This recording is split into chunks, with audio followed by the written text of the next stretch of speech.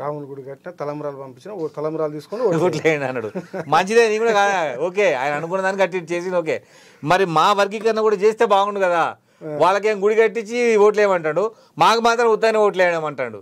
అంటే ఈ అమాయకమైన జనాలు అనమాట ఓట్లు వేయటోళ్ళు.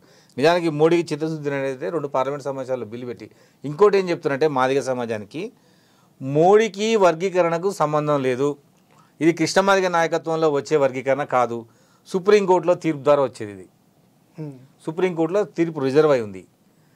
సుప్రీంకోర్టు తీర్పు వచ్చినాక ఇది ఉద్యమానికిను మోడీకి ఏం సంబంధం చెప్పండి. ఈ కేసు మీద పోయిన వాళ్ళు పంజాబ్ హర్యానా రాష్ట్రానికి సంబంధించిన వాళ్ళు. ఎందుకంటే ఈ బిల్లు మీద సుప్రీంకోర్టు తీర్పు ద్వారా ఏబీసీని కొట్టేసారు.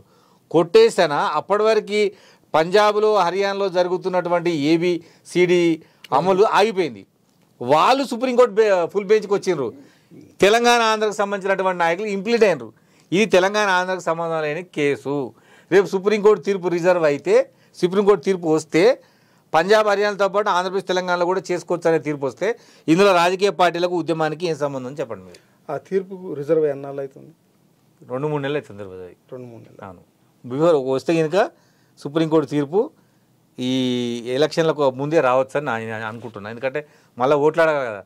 సుప్రీంకోర్టు తీర్పు ఏమని వస్తుంది, వర్గీకరణ ఉద్యమము కరెక్టే, ఈ సామాజిక న్యాయంలో భాగము, మాదిగలకు అది దక్కాల్సిందే అంటాడు. కానీ తెలంగాణలో మాదిగలకు నష్టం జరుగుతుంది. ఆ తీర్పు పట్టినే వస్తే అందుకోసం కృష్ణమాదిగ ఉద్యమాన్ని మేము టెక్నికల్గా విభేదిస్తున్నాం.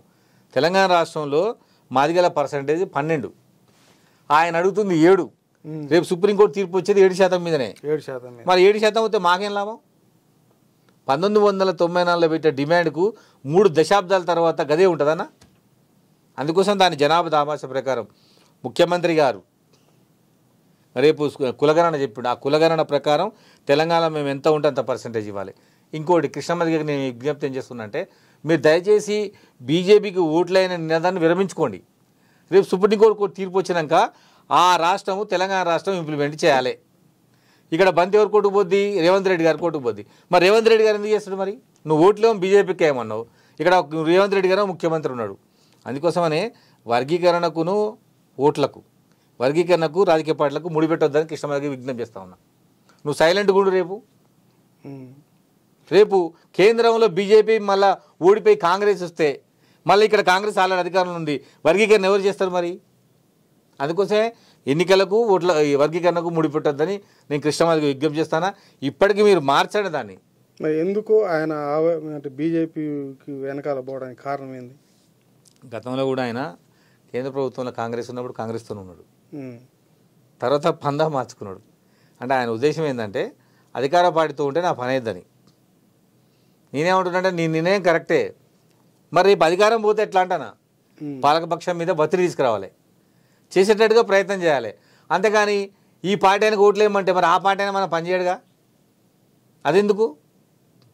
అంటే మీరంతా రాష్ట్రంలో అధికారం ఉన్న పార్టీ వైపు ఉంటే ఆయన కేంద్రంలో అధికారం ఉన్న పార్టీ వైపు తప్పే ఉంది. అంటే ఇప్పుడు రేపు కేంద్రంలో మరి బీజేపీ కాంగ్రెస్ వస్తే మరి రేపు రాష్ట్రంలో మళ్ళీసారి మార్పు రాదని ఎందుకు అవుతుంది? ఇప్పుడు మేము ఆల్రెడీ ఉన్నాం కదా. సో అదే అన్న నేను అనేది ఏంటంటే ఓట్లకు వర్గీకరణకు లింక్ పెట్టద్దు, పార్టీలకు మతాన్ని రాజకీయాలకు ముడిపెట్టద్దు. మోడీ చేస్తున్న పని అది. కృష్ణమాదిగ కులాన్ని రాజకీయానికి ముడిపెడుతుంది, అది 2 తప్పులే.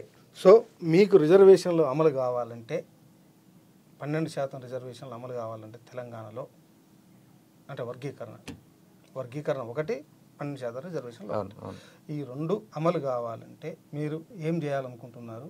అంటే ఇప్పుడు రేవంత్ రెడ్డి గారు ముఖ్యమంత్రి కావాలని మాదిగ సమాజం కోరుకుంది. ఎందుకంటే కేసీఆర్ అన్యాయం చేసిన భావించారు, రేవంత్ రెడ్డి గారికి అవకాశం ఇచ్చిండు. ఇప్పుడు అసెంబ్లీ సీట్లు మాకు 10 ఇచ్చిండు, తర్వాత ఇప్పుడు పార్లమెంట్ సీట్లు మాకు రాలేదు. పార్లమెంట్ సీట్లు రానందుకు మేము చాలా బాధలో ఉన్నాం. పార్లమెంట్ సీటుకి ప్రత్యామ్నాయంగా మాకేం చేస్తారో చెప్పాలి.